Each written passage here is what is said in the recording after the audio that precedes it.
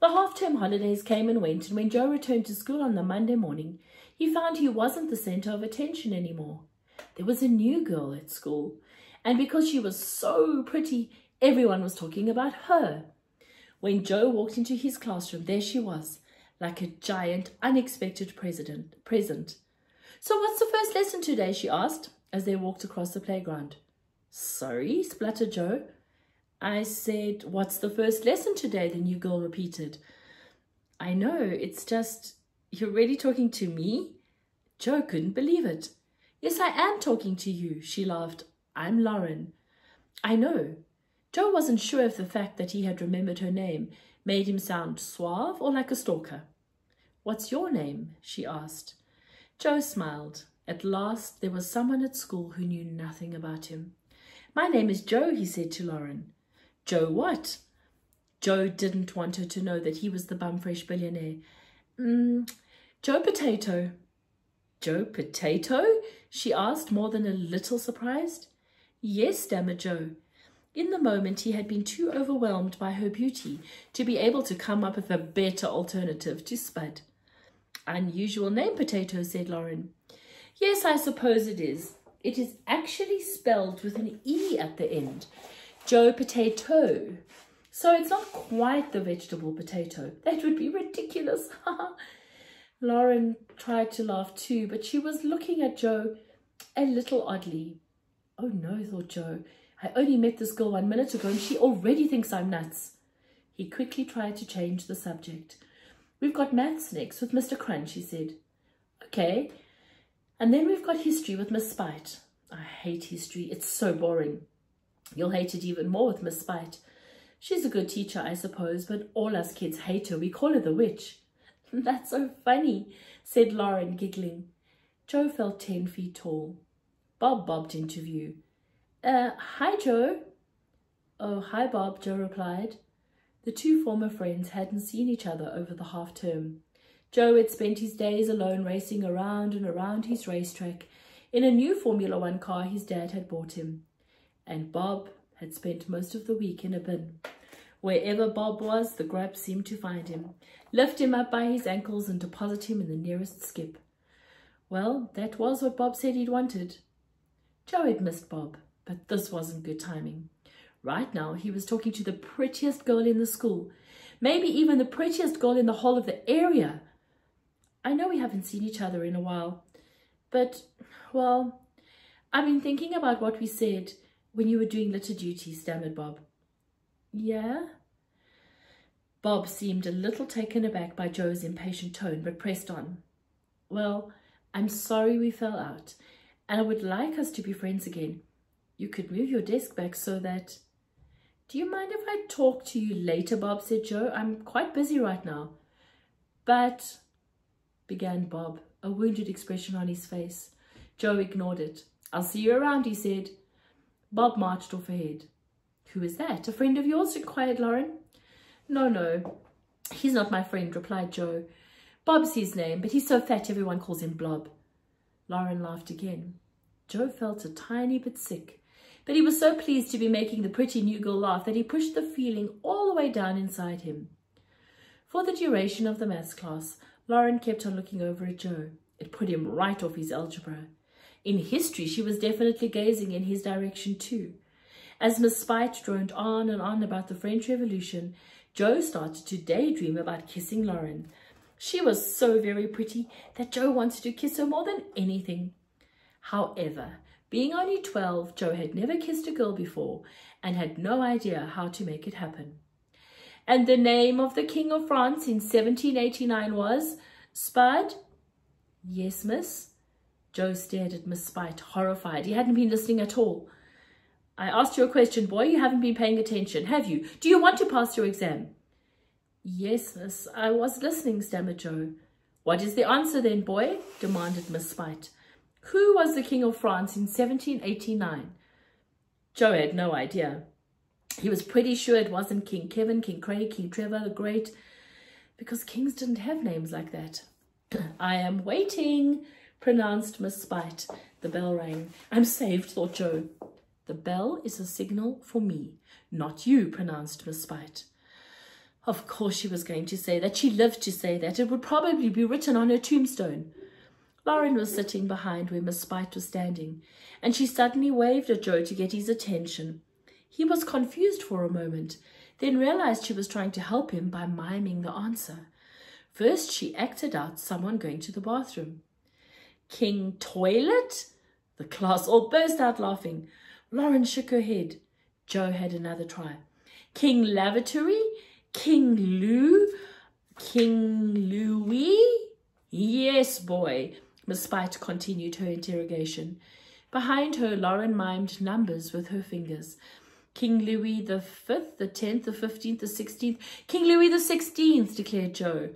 Lauren mimed a little clap. That's right, Spud, said a suspicious Miss Spite, before turning to the board and writing on it, King Louis the 16th. Stepping out into the spring sunshine, Joe turned to Lauren. You really saved me in there. That's okay. I like you, she smiled. Really? Asked Joe. Yes. Well then, I wonder if, Joe stumbled over his words, if, well, what? If you, well, I mean, you probably wouldn't. In fact, you definitely wouldn't. I mean, why would you? You are so pretty and I'm just a big lump. But the words were spiraling out of his mouth in all directions now, and Joe was beginning to blush fiercely with embarrassment. Well, if you wanted to... Lauren took over the speaking for a bit. If I wanted to go for a walk in the park after school and maybe grab an ice lolly, yes, I would love it. Really? Joe said, incredulous. Yes, really. With me? Yes, with you, Joe Potato. Joe was 100 times happier than he could ever remember. It didn't even matter that Lauren thought his last name was Potato. Oi! It had all been going perfectly. Joe and Lauren had been sitting on a park bench eating their lollies from Rudge's shop. Rudge could see Joe was trying to impress this girl, and so made a ridiculous fuss of him, giving him a 1-cent discount on their lollies and offering Lauren a free browse of Now magazine. At last, though, they had escaped the news agent's shop and found a quiet corner of the park where they had been talking and talking as the melted red goo of their lollies dribbled down their fingers. They spoke about everything except Joe's family life. Joe didn't want to lie to Lauren. He already liked her too much for that. So when she asked him what her parents did, he just told her his dad worked in human waste management, and unsurprisingly, Lauren didn't inquire any further. Joe desperately didn't want Lauren to know how ridiculously rich he was. Having observed how Sapphire shamelessly used his dad, he knew only too well how money could ruin things. Everything was perfect until the sound of that "Oi" spoiled everything. The Grub twins had been hanging around by the swings, aching for someone to tell them off. Unfortunately for them, the police, the park keeper, and the local vicar were all otherwise engaged.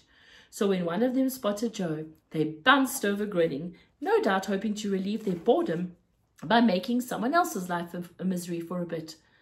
"Oi, give us some more money or we'll put you in a bin." "Who are they talking to?" whispered Lauren. "Me," said Joe reluctantly. "Money," said a Grub, "now." Joe reached into his pocket. Maybe if he gave them each a $20 note, they'd leave him alone, for today at least. "What are you doing, Joe?" asked Lauren. "I just thought," he stammered. "What's it to you, you moo?" said Grub 1. Joe looked down at the grass, but Lauren handed Joe what was left of her lolly and rose from the bench.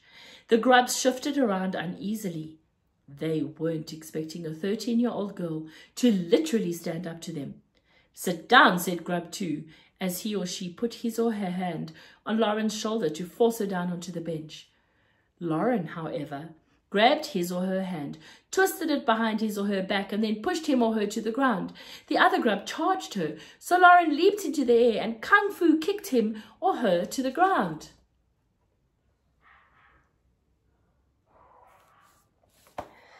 Then the other one leaped up and tried to grab her, but she karate chopped him or her on his or her shoulder, and he or she raced off screaming in pain. It's really hard writing this when you don't know someone's gender. Joe felt it was about time he did something, so he stood up, his legs shaking in fear, approached the Grub. It was only then that Joe realized he was still holding 2 melting ice lollies. The remaining twin stood its ground for a moment, and then when Lauren stood behind Joe, he or she ran off, whimpering like a dog. "Where did you learn to fight like that?" said Joe, astounded. "Oh, I've done a few martial arts classes here and there," replied Lauren, a little unconvincingly. Joe reckoned he might have found his dream girl. Not only could Lauren be his girlfriend, she could be his bodyguard too. They walked through the park. Joe had walked through it many times before, but today it seemed more beautiful than ever. As the sunlight danced through the leaves on the trees on this autumn afternoon, for a moment, everything in Joe's life seemed perfect. "I'd better head home," Lauren said as they neared the gate. Joe tried to hide his disappointment. He could have strolled round the park with Lauren forever. "Can I buy you lunch tomorrow?" he asked. Lauren smiled. "You don't have to buy me anything. I love to have lunch with you, but I'm paying you, understand?" "Well, if you want to," said Joe. Wow, this girl was really too good to be true. "What's the school canteen like?" said Lauren. How could Joe find the words? Well, it's great if you're on a very strict diet." "I love healthy food," said Lauren. That wasn't quite what Joe meant, but it was the best place at school for a date, as it was guaranteed to be quiet. "See you tomorrow then," said Joe. He closed his eyes and made his lips the shape of a kiss, and waited. "See you tomorrow, Joe," said Lauren, before skipping off down the path. Joe opened his eyes and smiled. He couldn't believe it. He'd nearly kissed a girl.